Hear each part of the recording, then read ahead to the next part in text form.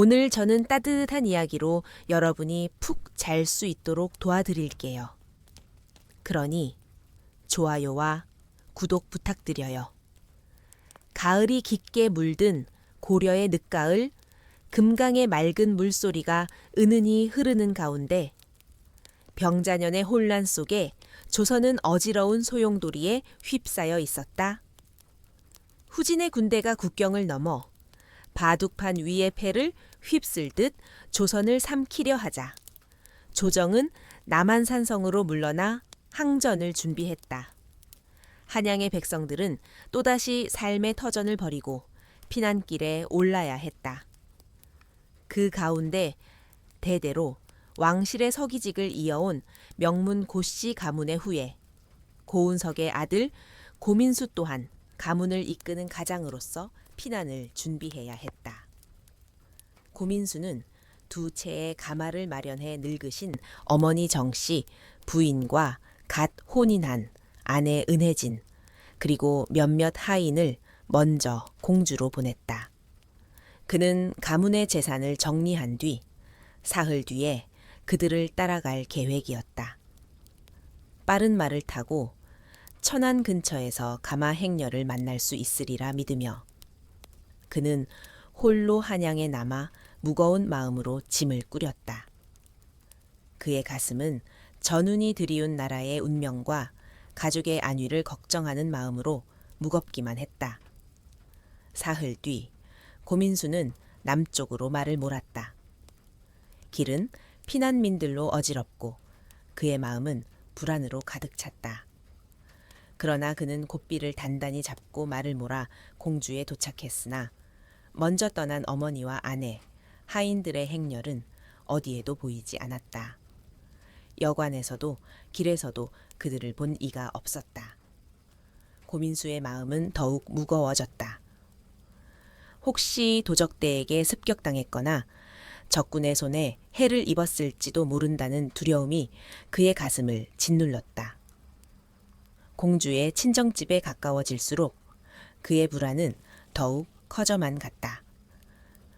마침내 공주 근처의 긴 마을에 이르러 고민수는 어머니와 일행이 무사히 도착했는지 물었다.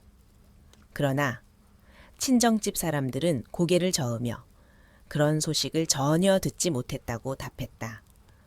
불안이 극에 달한 고민수는 더 이상 그 자리에 머물 수 없었다. 그는 집을 나와 일행이 지나갔을 법한 길을 따라 흔적을 찾기 시작했다. 며칠 뒤 천안으로 돌아왔으나 여전히 그들의 소식은 묘연했다. 상거리의 한 주막에 짐을 풀고 주인에게 어머니와 일행을 보았는지 물었다. 주인은 고개를 저으며 입을 열었다. 사흘 전밤 청나라 군대가 쳐들어왔다는 소문이 돌며 손님과 주막군 모두 허겁지겁 도망쳤습니다. 나중에야 알았지만 그건 군대가 아니라 흉악한 도적대였습니다. 고민수의 마음은 더욱 깊이 가라앉았다. 어머니와 아내, 하인들이 그날 밤 근처 주막에 머물렀을지도 모른다는 생각에 그는 사방을 뒤졌다. 그러나 피난민들로 가득한 거리에서는 누가 누구인지 분간할 수 없었다. 다음 날 그는 길가의 작은 마을까지 샅샅이 뒤졌으나 그들의 행방은 여전히 오리무중이었다. 1년이 넘도록 고민수는 어머니와 아내를 찾아 헤맸다. 그러나 그들의 흔적은커녕 살아있는지 죽었는지조차 알 길이 없었다. 그의 마음은 병들었고 한때 부유했던 가문의 재산은 이제 몇 푼의 은전으로 쪼그라들었다. 음력 7월이 지나고 추석을 앞둔 어느 날 초췌한 몰골의 고민수는 금강의 강둑을 따라 터덜터덜 걸었다. 황금빛 들판 사이로 빨래하는 아낙들의 웃음소리가 맑게 울려 퍼졌으나 그의 눈에는 잃어버린 가족에 대한 기억만이 아른거렸다. 눈물이 그의 뺨을 타고 흘렀다. 가족을 잃고 떠돌이 신세가 된 그는 금강을 건너는 나룻배에 몸을 실었다. 포천에 있는 조상의 묘에 들러 술 한 잔을 올리려던 참이었다. 나른한 걸음으로 길을 가던 고민수는 길게 쪼그리고 앉아있는 한 노인을 보았다. 낡은 옷을 걸친 점술가였다. 절망에 이끌린 그는 노인에게 다가가 물었다. 노인장, 제 운명을 점쳐 주시겠습니까? 노인은 연민 어린 눈으로 고민수를 바라보며 낡은 점서책을 펼쳤다. 한 글자를 골라보거라. 고민수는 망설임 없이 안, 엔, 자를 골랐다. 노인은 책을 한참 들여다보더니 낮은 목소리로 말했다. 너는 이 세상에서 비할 데 없는 여인을 아내로 맞았다. 신령한 것을 업신여기지 않는다면 상상치 못한 성공을 거둘 것이다. 노인은 붓을 들어 종이에 몇 글자를 적더니 말을 이었다. 너무 성급히 단정짓지 말라. 이상한 일이 일어나거든 이 점괘의 말을 잊지 말고 신중히 행동하라. 그 일이 닥치면 그 뜻을 깨닫게 될 것이다. 고민수는 그 애매한 점괘에 절망적인 미소를 지으며 몇 푼의 은전을 노인에게 건네고 길을 떠났다. 금강을 건너 다시 천안의 장터로 돌아온 그는 지난 겨울에 방랑을 떠올리며 무거운 마음으로 주막 앞에 섰다. 떠나고 싶지 않은 마음에 그는 큰 길을 피해 작은 오솔길로 접어들었다. 산모퉁이를 돌아 적당한 밤의 쉼터를 찾던 중 멀리 흙벽집에서 어린아이들의 웃음소리가 왁자지껄 들려왔다. 혼란 속에서도 드물게 들리는 천진한 소리에 호기심이 일어난 고민수는 그 집으로 다가갔다. 흙벽은 여기저기 무너져 구멍이 뚫려 있고 지붕은 바람에 흔들릴 듯 위태로웠다. 집 안에는 7명쯤 되는 아이들이 깔깔대며 놀고 있었다. 거지의 음악 소리가 이런 걸까? 고민수는 문틈으로 안을 들여다보았다. 그러나 가까이 다가가 본 광경은 놀라웠다. 10몇 명의 아이들이 누더기 옷을 걸친 채 배고픔에 울고 있었고 심지어 갓난아기마저 어미를 찾으며 울부짖었다. 방 한 구석에는 눈먼 듯 보이는 젊은 여인이 소박한 옷차림으로 조용히 앉아 있었다. 호기심이 더욱 커진 고민수는 무너진 대문을 넘어 안으로 들어갔다. 문이 밖에서 잠겨 있는 것을 보고 그의 머릿속은 더욱 혼란스러워졌다. 무너진 흙벽 너머로 아이들에게 물었다.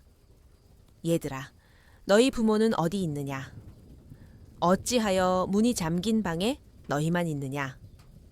그때 2살쯤 되어 보이는 영리한 아이가 대답했다. 아버지는 전쟁에서 돌아가셨고 어머니는 밥을 구하러 나가셨어요. 그런데 날이 어디서 오신 분이시죠? 얘야, 나는 그저 지나가는 길손일 뿐이다. 너희 말소리가 들려 잠시 들여다본 것뿐이란다. 아이들의 초라한 몰골을 바라보는 고민수의 가슴은 찢어질 듯 아팠다. 얘들아, 배고프겠구나. 어머니께서 요즘 병환으로 밥을 제대로 못 드신 것 같구나. 그의 목소리는 연민으로 떨렸다. 2~3살쯤 되어 보이는 아이가 고개를 끄덕이며 말했다. 예, 어머니께서 몸이 좋지 않으시지만 동생들이 배고프다고 울부짖으니 밥을 구하러 나가셨어요. 그 천진한 목소리에는 세상의 무게가 담겨 있었다. 아니, 어찌 그런 일이 근처에 의지할 친척이라도 없느냐. 고민수는 안타까운 눈빛으로 물었다. 5살쯤 되어 보이는 또 다른 아이가 방 한 구석에 앉아있는 눈먼 여인을 가리키며 말했다. 할아버지께서 큰 누나를 귀족 가문에 시집 보내기 위해 애쓰고 계신다고 들었어요. 고민수는 눈을 감고 있는 그 여인을 유심히 바라보았다. 여인은 얼굴을 붉히며 고개를 돌렸다. 그 모습을 본 아이가 까르르 웃으며 말했다. 누나가 눈이 멀었어도 귀족 가문이 아니면 절대 시집가지 않겠다고 했어요. 아이의 순진한 말이 허공에 흩어지자 곧이어 그 아이가 부드럽게 속삭였다. 나리가 누구신지는 모르겠지만 정직한 신사가 무너진 흙벽 틈으로 남의 집을 엿보는 건 예의가 아니에요. 부디 길을 떠나시죠. 고민수의 얼굴이 붉어졌다. 아이의 꾸짖음에 당황했지만 그 아이의 얼굴을 보자 문득 잃어버린 아내 은혜진의 모습이 떠올랐다. 그때 맏아이가 다시 입을 열었다. 누나, 오늘 귀한 손님이 오신다고 꿈에서 보지 않았어? 어찌 그분을 내쫓으려 해? 누나 말로는 미래의 남편이 올 거라며. 아이의 말에 여인이 화를 내며 소리쳤다. 그 순간 고민수는 금강 나루터에서 만난 점술가의 말이 떠올랐다. 땅 아래서 아내를 만나리니 그 여인은 비할 데 없으리라. 그러나 그는 이 허름한 흙벽 집에 사는 눈먼 여인이 자신의 신부일 리 없다고 망설였다. 화제를 돌리며 그는 여인의 집안 사정을 물었다. 아이들이 어설프게 대답하자 여인이 다가와 아이들을 달랬다. 얘들아, 어찌 손님께 무례하느냐. 우리 아버지 함자는 정운택 전 세무 대신이시다. 고민수는 이 가련한 가족을 보며 깊은 연민을 느꼈다. 그는 품속 깊이 숨겨둔 새 뭉치 은전 중 하나를 꺼내 맏아이에게 건넸다. 아이는 겁에 질려 받기를 거절했으나 여인이 앞으로 나서며 말했다. 어찌하여 이리 후한 은혜를 베푸시면서도 이름을 밝히지 않으신지요. 고민수가 망설이며 이름을 숨기려 하자 여인은 단호히 은전을 내려놓으며 말했다. 이름도 모르는 이의 은혜를 어찌 받겠습니까? 결국 고민수는 낮은 목소리로 자신의 이름을 밝혔다. 고민수라 합니다. 그리고 그는 흙벽집을 떠났다. 길을 떠나며 그는 여인의 얼굴이 잃어버린 아내와 놀라울 정도로 닮았음을 떠올렸다. 문득 금강 나루터 점술가의 말이 다시 떠올랐다. 세상의 관직을 얻으리라. 머리에 쓰는 관모는 잠들지 않으리니 하늘의 비단을 입으면 신이 되지 않겠느냐. 그 점괘는 기묘할 정도로 정확해 보였으나 그는 이 여인과 깊은 인연이 있을 거라는 생각을 애써 지웠다. 포천의 조상묘에 도착한 고민수는 무덤 앞에서 잃어버린 어머니와 아내를 생각하며 통곡했다. 한양으로 돌아온 그는 지인들을 찾아보았으나 혼란 속에서 대부분이 세상을 떠났음을 알게 되어 가슴이 미어졌다. 그는 먼 친척인 이준영의 집에 머물며 학문에 정진했다. 몇 년 뒤 고민수는 하급과 상급 과거 시험에 차례로 합격하여 조정의 관직에 올랐다. 잃어버린 가족을 잊지 못해 수많은 혼담을 거절하고 10년 넘게 홀로 외롭게 살았다. 연이은 승진 끝에 그는 무주 도지사로 임명되었다. 임지로 가는 길 천안의 장터를 지나며 옛 상처가 다시 떠올랐다. 그는 큰 길을 피해 작은 골목길로 들어섰다. 그러다 몇 년 전 허름한 흙벽집이 있던 자리에 기와집이 서 있는 것을 보았다. 문득 그 가족의 안부가 궁금해진 고민수는 기와집 문을 두드렸다.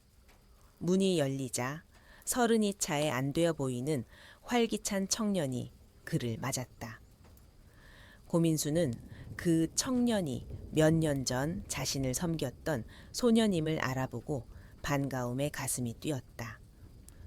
청년은 자신의 이름을 정시윤이라 밝혔고 가족 모두가 고민수를 맞이했다. 특히 그의 옛아내와 닮은 눈먼 딸 정소연이 어머니로서 앞으로 나서며 마치 은인을 만난 듯 기뻐했다. 객실에 마주 앉아 이야기를 나눴다. 정소연이 말했다.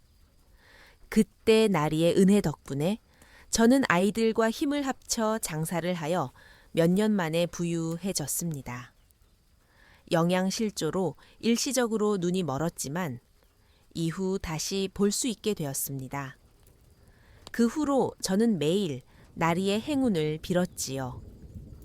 해가 지기 시작하자 고민수는 임지로 가는 길을 멈추고 그 집에서 하룻밤을 보냈다. 잠을 이루지 못한 그는 금강나루터 점괘의 기묘한 정확성에 놀랐다. 정소연이 외로운 세월 속에서 자신을 위해 기도해 왔다는 사실은 운명처럼 느껴졌다.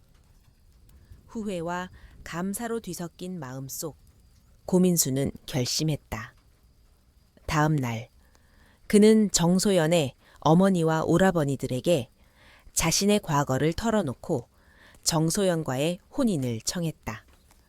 정소연의 어머니는 즉시 동의했고 그들은 그날 간소한 혼례를 올렸다. 신랑과 신부는 10년 만에 처음으로 서로를 마주 앉았다. 고민수가 말했다. 아, 우리의 인연이 이렇게 다시 이어졌구나. 성대한 혼례를 치러야 마땅했으나 영주의 명으로 임지로 가는 길이라 지체할 수 없으니 부디 이해해 주오. 정소연은 미소 지으며 답했다. 도지사 나리, 이 인연은 하늘이 맺어준 것입니다. 어찌 제가 제 무모함을 탓하겠습니까? 다음 날 고민수는 정소연을 데리고 임지로 향했다. 정소연은 도지사 부인으로서 남편을 내조하며 헌신했고 고민수는 아내를 깊이 아꼈다. 그들의 풍요롭고 행복한 삶은 후대에 전해져 세월이 흘러도 사람들의 입에 오르내렸다. 대관이 백성에게 돈을 하사하다 옛날 옛적 고려 왕조의 찬란한 시절 담양 땅에 박문수라는 이름의 부자가 살았다. 그의 이름은 담양의 넓은 들녘과 함께 울려 퍼졌으며 그의 부는 마치 끝없는 강물처럼 풍요로웠다. 그는 담양의 비옥한 들판을 거의 모두 소유하고 있었고 그를 모르는 이는 드물었다. 그러나 그의 이름은 부이프만큼이나 인색함으로도 널리 알려져 있었다. 그의 소작인들은 가을이 올 때마다 무거운 한숨을 내쉬었다. 박문수의 땅을 빌려 농사를 짓는 이들은 터무니없는 소작료에 짓눌려 신음했다. 땅의 비옥함과 지형, 그리고 하늘의 뜻에 따라 수확은 늘 변덕스러웠지만 박문수는 소작인들의 처지를 한 번도 헤아리지 않았다. 그는 오직 자신이 원하는 목만을 냉혹하게 거두어들였다. 기근이 들고 세상이 어지러운 때에도 소작인들은 자신의 빈 땅을 버리고 박문수의 들판으로 나아갔다. 그들은 땀과 피로 얼룩진 손으로 곡식을 키웠지만 힘겹게 거둔 수확물은 소작료로 고스란히 바쳐졌다. 배고픔을 달랠 한 톨의 곡식조차 그들의 손에 남지 않았다. 이 고된 삶 속에서 소작인들은 원망을 가슴 깊이 묻고 묵묵히 괭이를 들었다. 그러나 어느 날 한 소작인 최영딸이 더 이상 참을 수 없는 마음에 박문수의 저택 앞에 섰다. 기근으로 배고픔이 뼈를 내는 가운데 터무니없는 소작료를 감당할 수 없었던 그는 떨리는 목소리로 입을 열었다. 나리, 이 어찌된 일이옵니까? 어찌하여 가난한 백성들에게 이다지도 가혹한 소작료를 매기시옵니까? 우리 모두 사람으로 태어났사오니 살아갈 권리가 있사옵니다. 제발 너그러이 베풀어 주시옵소서. 박문수는 눈 하나 깜짝하지 않고 차갑게 대꾸했다. 내 놈과 같은 무례한 자는 처음이로다. 내 땅 한 떼기라도 빌려 농사 짓고자 줄을 선 이들이 천지다. 네가 나에게 무슨 소용이 있느냐? 썩 꺼져라. 최영달은 한마디 변명도 하지 못한 채 쫓겨났다. 다른 소작인들도 박문수의 냉혹한 태도에 분노를 삼켰지만 감히 입을 열지 못했다. 사람들은 속삭였다. 박문수는 인색함의 화신이야. 칼로 찔러도 피 한 방울 나오지 않을 자다. 세월은 흘렀고 사람의 마음은 변하기 마련이다.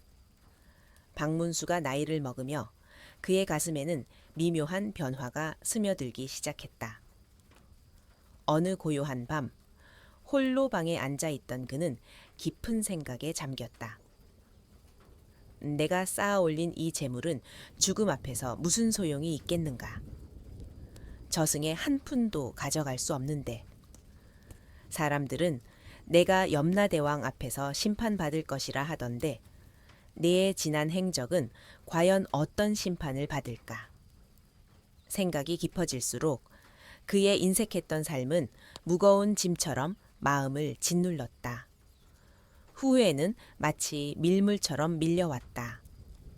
어느 날 박문수는 큰며느리 윤소정을 불렀다. 윤소정은 그의 아들과 며느리들 중 가장 현명하고 따뜻한 심성을 지닌이었다. 박문수는 몰랐지만 그녀는 쫓겨난 농민들의 굶주림을 달래주기 위해 조용히 그들을 도운 이였다. 박문수가 나지막이 물었다. 소정아, 사람이 죽으면 염라대왕의 심판을 받는다고 하지 않더냐? 네 생각엔 내가 어떤 심판을 받을 것 같으냐? 윤소정은 부드러운 미소를 띠며 대답했다. 아버님, 아버님께서는 이 마을의 많은 이들에게 땅을 빌려주셨사옵니다. 그 덕에 백성들이 먹고 입을 수 있었으니 어찌 칭송받지 않겠사옵니까? 박문수는 고개를 끄덕이며 중얼거렸다. 그렇구나. 하지만 나이가 들수록 마음에 근심이 많아지는구나. 윤소정은 시아버지의 마음이 흔들리는 것을 느꼈다. 그녀는 조심스레 말을 이었다. 아버님, 아버님께서는 훌륭한 삶을 사셨사옵니다. 하지만 마음에 무거운 짐이 있다면 이제라도 더 큰 너그러움으로 그 짐을 덜어보시는 것이 어떠시겠사옵니까? 아직 늦지 않았사옵니다. 그 말에 박문수의 눈이 반짝 빛났다. 그는 결심했다. 그래, 내가 살아있는 한 기회는 있는 법이다. 이 재물을 백성들과 나누고 인색하다는 오명을 벗어야겠다. 박문수의 환갑이 다가오고 있었다. 그는 생애 처음으로 큰 너그러움을 베풀 기회를 잡았다. 그는 3일 동안 성대한 잔치를 열기로 했다.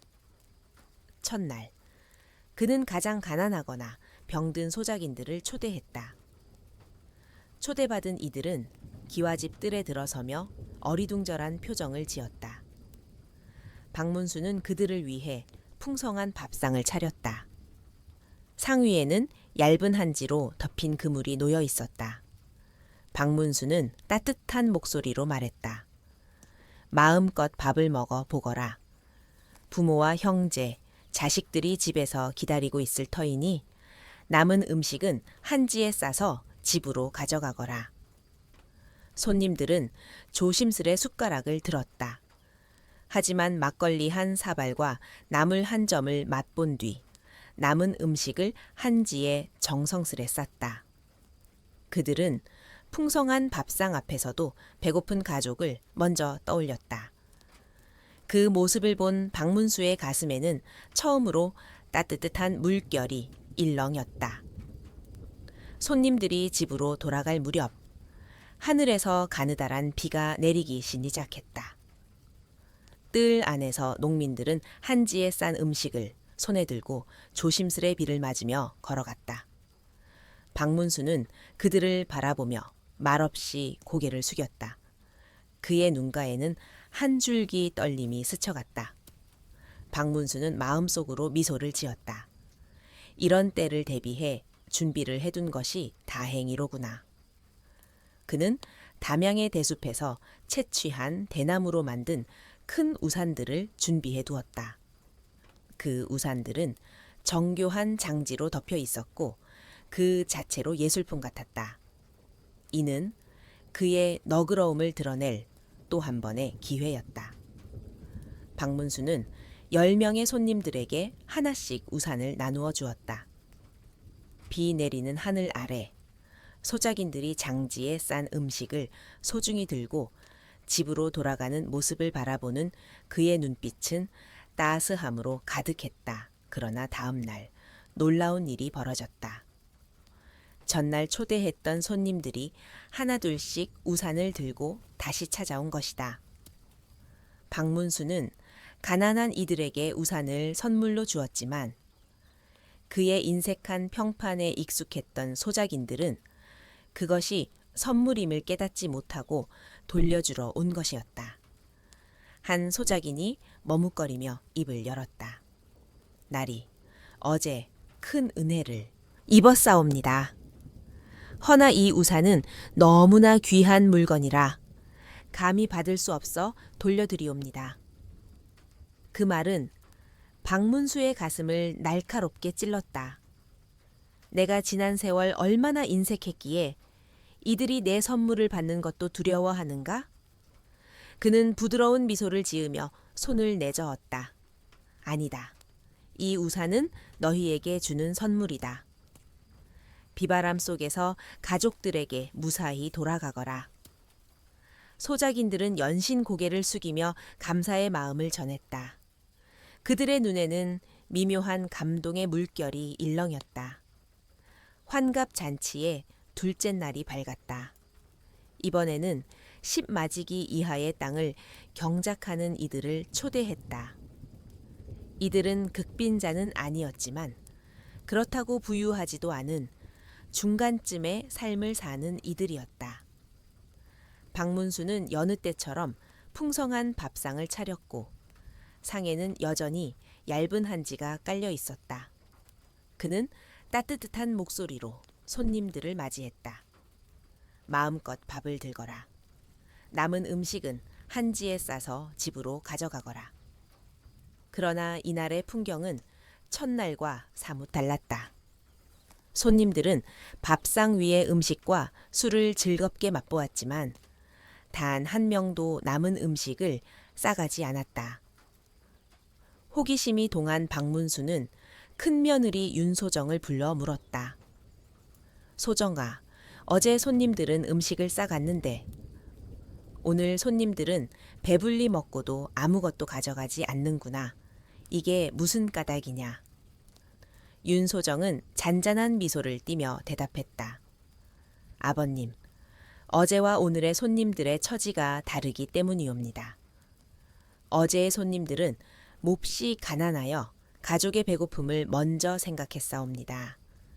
하지만 오늘의 손님들은 그만큼 궁핍하지 않으니 배고픔을 채운 뒤에는 체면을 더 중히 여긴 것이옵니다. 박문수는 고개를 끄덕였다. 그렇구나. 내가 선의로 한 행동이 그들에게는 오히려 부담이 될 수도 있겠구나. 그는 깨달았다. 주는 방식은 받는 이의 처지에 따라 달라져야 한다는 것을. 한 사람에게 큰 은혜가 되는 것이 다른 이에게는 짐이 될 수 있음을 그는 비로소 이해했다. 환갑 잔치의 셋째 날이 다가왔다.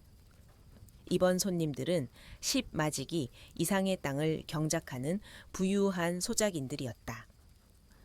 박문수는 그들을 위해 더욱 성대한 연회를 준비했다. 긴 상은 끝이 보이지 않을 만큼 화려하게 차려졌다.